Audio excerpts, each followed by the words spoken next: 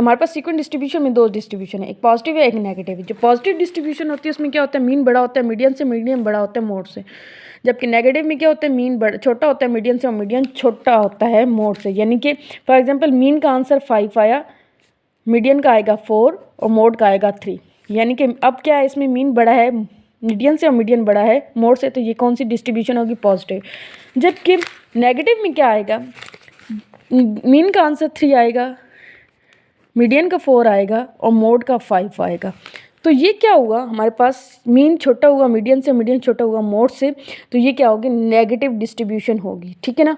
तो अब हम क्या करते हैं, और मीडियन जो होता है वो हमेशा पॉजिटिव और नेगेटिव के अंदर दोनों के दरमियान ही लिंक करता है। ठीक है ना।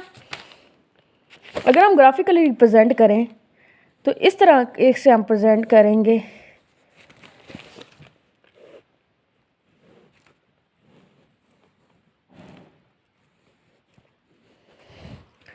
ठीक है, यानी कि यहाँ पे आ जाएगा आपके पास मोड, यहाँ पे मीडियन, यहाँ पे मीन। इन केस ऑफ कि जब आपके पास पॉजिटिव डिस्ट्रीब्यूशन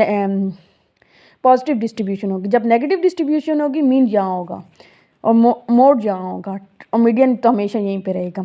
यानी जब पॉजिटिव डिस्ट्रीब्यूशन होगी तो आपके पास मीन यहाँ पे होगा, मीडियन यहाँ पे, मोड यहाँ पे होगा, मीडियन यहाँ पे होगा, मीन यहाँ पे होगा। जबकि जब नेगेटिव डिस्ट्रीब्यूशन है तो मीन यहाँ पे होगा और मोड यहाँ पे होगा। तो ये आपके पास इम्पार्शियल रिलेशनशिप था। इसमें आपके पास एक फार्मूला भी है जो आपको हमेशा याद रखना है, mode is equal to 3 median minus 2 mean. ये फार्मूला, इससे के रिलेटेड क्वेश्चंस आते हैं। तो ये आपके पास क्या हुआ, इस सीक्वेंट डिस्ट्रीब्यूशन का फार्मूला है। ठीक है ना। यानी mode is equal to 3 median minus 2 mode mean. तो अब ये आपके पास क्वेश्चन क्या हो गया, कंप्लीट हो गया। अब ये देखिए मैंने आपको पहले ही फार्मूला बता दिया था। तो अब आपके पास ये नेक्स्ट क्वेश्चन जो है, इस क्वेश्चन का पार्ट 2 जो है 3.9 का, जिसमें वो कहता है for a frequency distribution the mean and median 45। यानी मीन कितना है आपके पास 45 और मीडियन कितना है 36। Speculatively find the mode approximately using the empirical relationship between the three. यानी जहाँ कहीं पर हम ये वाला फार्मूला यूज़ कर रहे होंगे तो मतलब ये क्या है, इम्पार्शियल रिलेशनशिप है।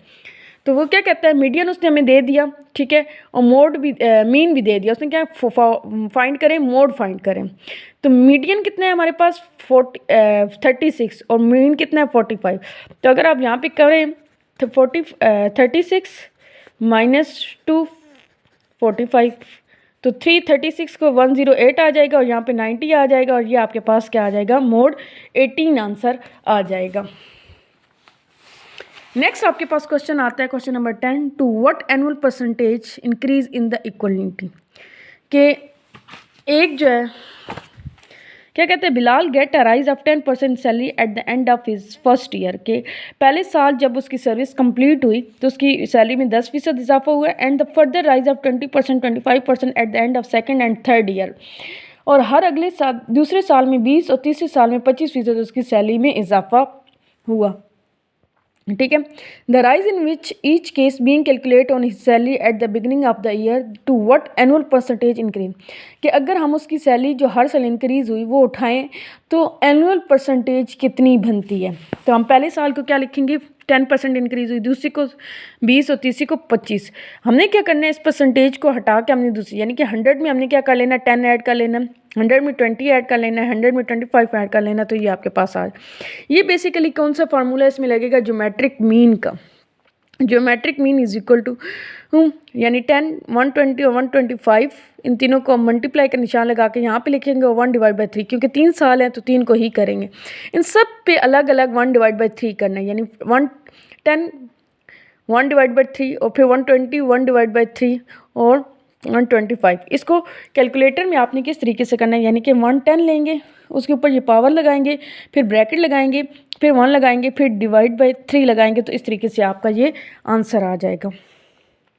फिर इस तरीके से ये भी और तीनों को आपस में मल्टीप्लाई करेंगे तो आपके पास आ जाएगा 118 आ जाएगा। और उसमें से आप 100 माइनस कर देंगे, क्योंकि 100 तो आपके पास परसेंटेज होती है, तो 1 यानी 18.07% आपके पास आंसर आ जाएगा।